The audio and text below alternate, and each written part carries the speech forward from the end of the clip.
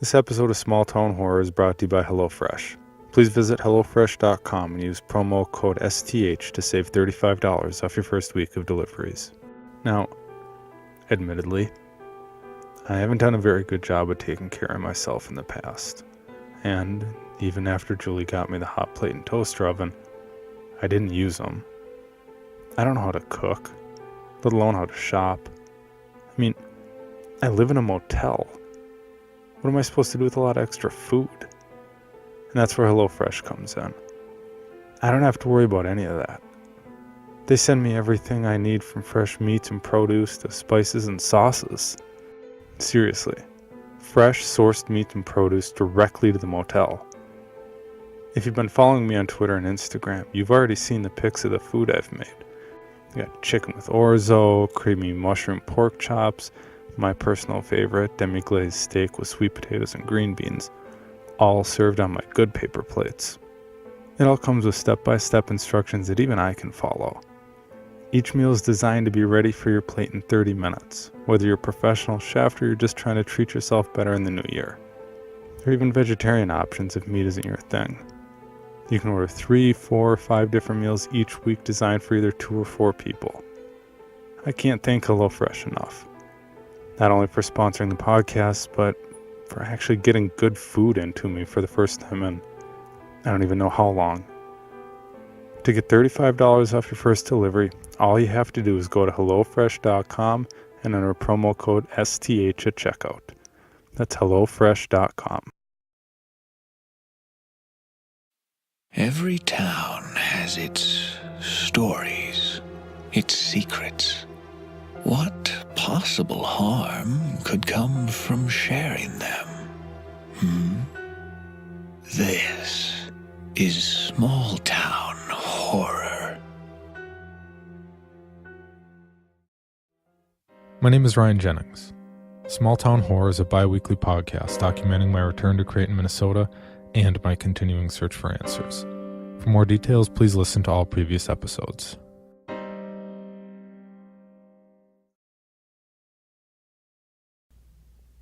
Can you guess how my conversation with the police went? I didn't even want to go to them. Julie convinced me to play him the audio. Told me to remember what was important. I assumed they wouldn't do anything. But Julie pointed out that if I didn't tell them, it'd make me look even guiltier. It's all about context, huh? Hello? See? Telemarketer. Do you still hear it? God damn it. How do these jackasses keep finding my number? Just hang up. People will get tired of it eventually. Ryan. Sarah? Oh my god. Ryan, is that you? Is someone else there? Sarah, is that really you? Where are you? Are you okay? Ryan, are you there? Ryan! Do you still hear it? You son of a bitch, when I find you, I'm gonna... Sarah? Sarah! And exactly what I thought would happen did.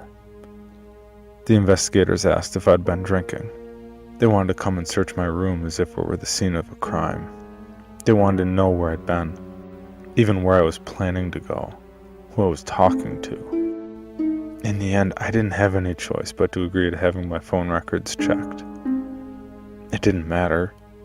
I barely ever used the thing. I've only had it for a month, but still, when you're the one who actually has to give up their privacy, even when you're innocent, that line, then you have nothing to worry about, it sounds pretty hollow. I'll add it to the long list of invasions I've felt lately.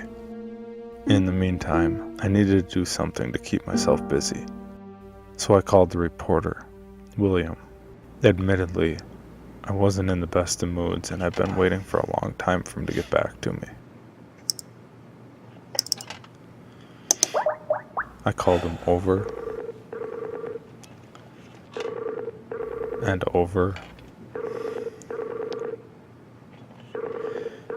and over until he finally answered.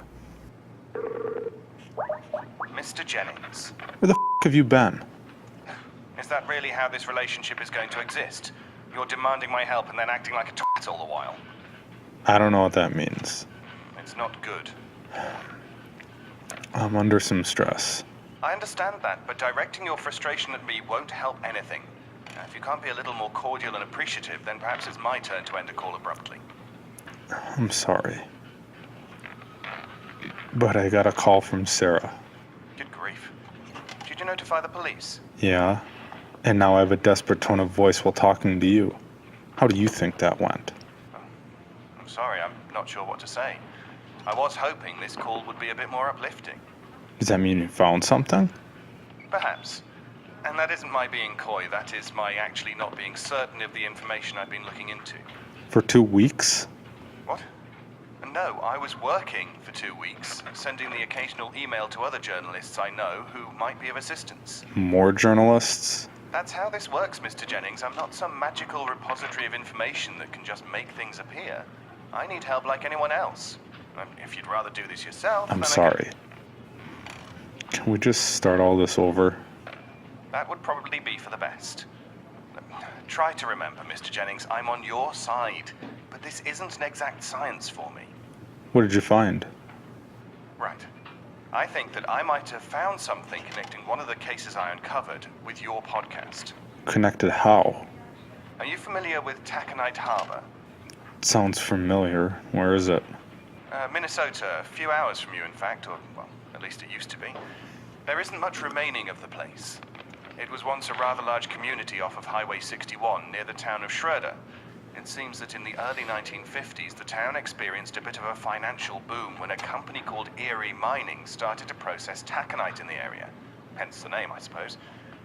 Because the area is so remote, they set up housing and facilities for employees to use off the clock. Sound familiar? Are you saying... I'm not saying anything, merely pointing out similarities. Besides, nothing nefarious ever happened there. You can find out all the information with a basic search. The town continued to grow until the 1980s, when the demand for iron ore decreased. Since there were really no other options for employment in the area, residents had no choice but to pack up and leave. There are only a few remnants of the town still there, like a street lamp and a decrepit basketball court. I'm sorry. How is that connected to me? There is a reason it took me so long to get back in touch with you. Beyond my being busy with work, people don't always want to talk with reporters. Someone afraid of laughter is connected to Taconite Harbor? How? The short story is that a message was relayed to the family of one of the men I interacted with. The only one I've been able to identify as having any connection to Minnesota as far as the doctors have been willing to allow. His particular case history involves an obsession with Taconite Harbor. The gist of it is that he has a sister named Anna, and she is willing to speak with you. Honestly, I'm a little confused on the details myself, but I think it might be best if you speak with Anna directly. Great. Did you give her my number? I'm afraid it's not that simple. She isn't willing to speak over the phone. She wants to speak with you in person. Why? She didn't say. I'll send you her email and you can ask for yourself. All right, that's quite enough from my end. Don't forget our arrangement. I'm going to want details. You'll get them. And William, thanks. Was that so hard? You have no idea. I didn't really think that this woman, Anna, needed to talk with me in person. And even if she did, I really didn't have any interest in meeting with her. Yeah, William found her independently. She wasn't looking for me, but still. It's that whole trust thing. I figured that I could get at least the details out of her with a couple of emails, and that'd be enough. But no. She was so damn... what's the word? Circumspect. Annoyingly so. She wouldn't tell me anything about her brother. She just said that she'd meet in person. At first she wanted to meet after she was done with work, but the sun sets too soon and I didn't want to be driving at night. I convinced her to meet around lunch on the weekend. She wanted to meet at Taconite Harbor. I looked it up. It's a 4-hour drive from Creighton. Sunrise isn't until nearly 8 a.m. this time of year, and I told her I'd meet her at noon. It was a long drive. Even listening to podcasts couldn't fill the silence for the entire run. What? Oh, I was waving at Captain Baxter. You're not waving at me, Lawrence. Who are you talking to? I'm waving. You're not waving. You're digging. Up 43012? This is the first time I've gone any further than Bemidji since I came back to Creighton after the institution, and that's only because it's where group meets. It's so easy to forget how far the trees go. I mean, it feels sort of good being able to drive away from the woods, but at the same time, the woods just go on and on. I couldn't bring myself to do this before. Not to mention the fact that I'm filled with caffeine just to stay awake. But just leaving the town, the motel, all of that just to drive across the state to meet a woman I've never even spoken to. It's time. It has to be time. I've got too much time. Too much time to remember what happened to me. Too much time to think about Sarah. I just need to keep driving towards the sunrise. I won't say I don't care what happens to me, but it's close. I can't honestly imagine a scenario where any of this ends well, but I just want it to end. I think it's survivor's remorse or something. But knowing you have it doesn't mean you're any better at controlling it. It just means my guilt turns into my momentum.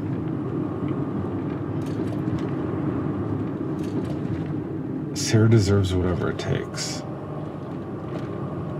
Especially if that thing is me.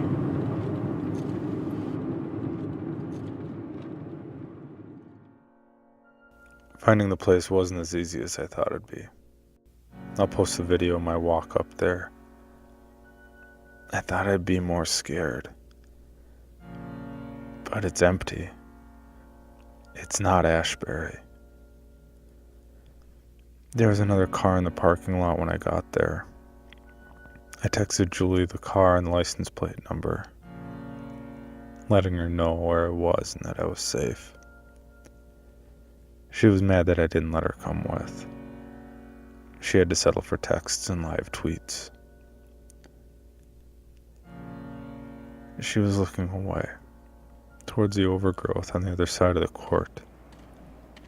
I stopped about 50 feet away. I could still see my car, and I was far enough from her to feel safe if things got, well. Anna? She didn't turn around right away, and eventually looked back as if I were just someone walking through. Are you armed? What? Do you have a gun? No, I listened to your podcast yesterday. I know you have a gun. not anymore. I haven't seen Roger since we were inside that house, looking for speakers. I heard his voice on that podcast saying that he came looking for me. But he's gone. Guys at the fire station told me that after I disappeared, he got real depressed and put in for a transfer. He hasn't been back since. And with him, as far as I know, is my gun. Her asking about it put me on edge. Did she want to know because she was scared, or because she was packing?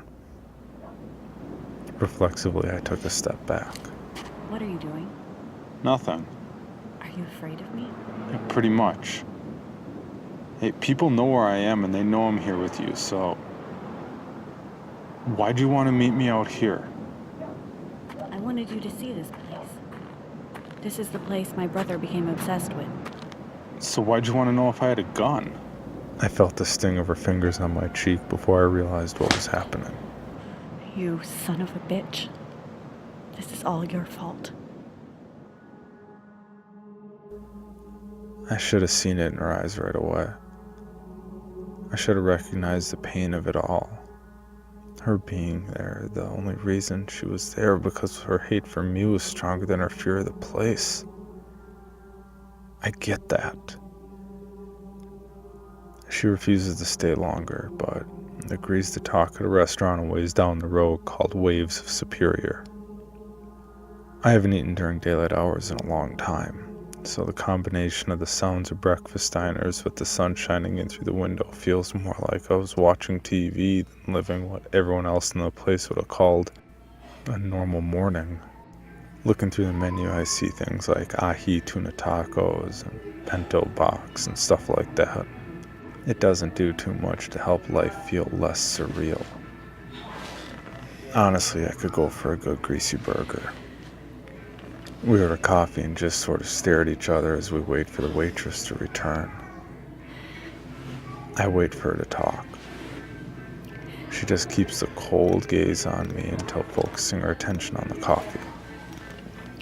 I want you to tell me everything. Everything about what? What happened to you? I listened to your podcast after that reporter started asking questions. I knew almost right away that it had something to do with my brother. I went back and checked his computer and saw your podcast was on his iTunes feed. I'm sorry. I don't know your brother, and I don't know what listening to my podcast would have had to do with whatever happened to him. Tom. Excuse me? My brother's name is Tom. We're from Oklahoma. I moved to Minnesota when I got a scholarship to St. Scholastica in Duluth. After graduation, I just stayed. Tom moved to stay with me when he lost his job. He had to get away from some stuff back home. He was a good brother. A good man. He tried so hard to get another job, but this isn't exactly the best place to be looking for work. He drove all over. Duluth, Two Harbors, even out as far as Hinckley or Bemidji applying for jobs. Staying with me was never supposed to be permanent just until he got work again. Last April, I noticed things were different. He'd leave early in the morning and sometimes not be back for a day or two. He said he had friends he was crashing with to pick up some jobs off the books. He told me not to worry if he was gone for a few days at a time, even a week. It wasn't long after that when he actually was gone for a week, and then 2 weeks. I filed a missing persons report. Then, just like that, in June, he showed up at home again. But something was wrong. He wouldn't talk to me or the police. He just said he was sorry and that I didn't have to worry. Then, nothing. Even when the police threatened to charge him with obstruction or me with filing a false police report, he was barely there. I mean, he was there, but I don't know, like a ghost, barely eating. After a few days, he disappeared again, but this time I was able to find him with that cell phone finder app. He was at Taconite Harbor, just walking around like he was looking for someone or something. I got him to come home, but he wouldn't stay there. Even when I hid his keys, he'd just start walking up 61. He refused to talk, even look at anyone. That's why I brought you there. You had to see the place that... I'm a good sister, but I can't care for him. I found a progressive institution that could take care of him, and... I'm sorry. Do you even know what it's like to care for someone who can't take care of themselves? Actually, yeah. I've listened to what happened to you. And if you are telling the truth, then I am sorry for what's happened to you, but somehow this is all connected to you. I don't know how it could be. You need to find out. Look, I'm sorry about... You need to find out. What was I supposed to say to her? Sorry, not my problem. Yeah, I guess that sort of would sound like something I'd say. But believe it or not, I really am trying to be a better person.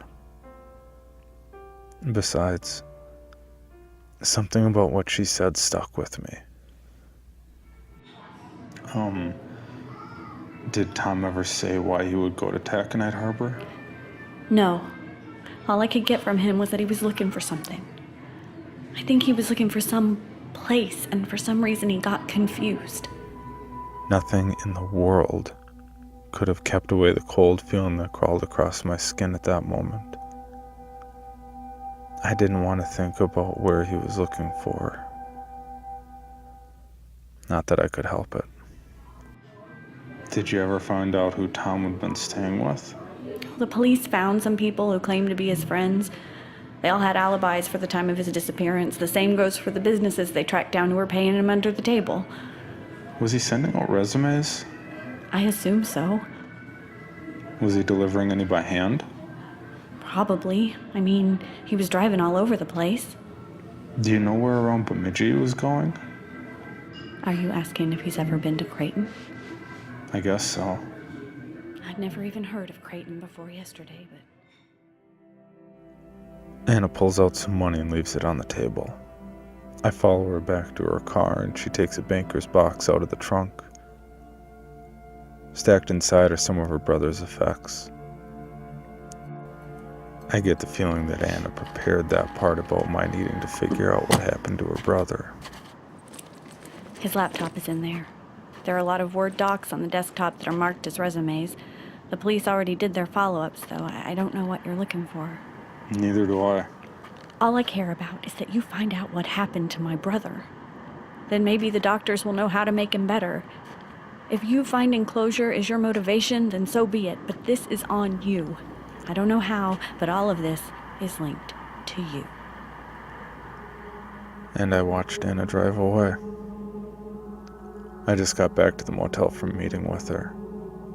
It was a 4-hour drive back to Creighton, and I haven't slept in almost a full day. But right now, sleeping isn't really my focus. As I sat down to record all this, I opened up Tom's computer and scanned the desktop. One document in particular jumped out at me. It's a document marked Northwoods Reclamation Incorporated. It's not a name that would mean anything to anyone, especially not someone listening to this podcast, because I've never said it out loud. At least not directly. It's not even a real company.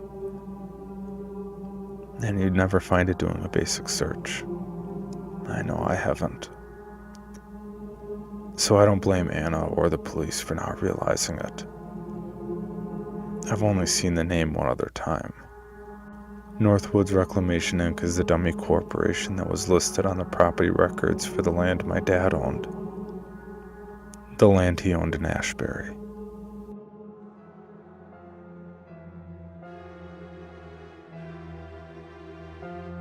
I just wanted to thank everyone who's already supported the podcast, and those who continue to support the podcast while I was gone. I can't do this without you. To help me keep the motel lights on as I look for Sarah, please go to patreon.com/smalltownhorror. All donors get early access to episodes and are eligible to bonus content and other rewards as my thanks to you for support. Please donate what you can to ensure the podcast and my search can go on. That's patreon.com/smalltownhorror.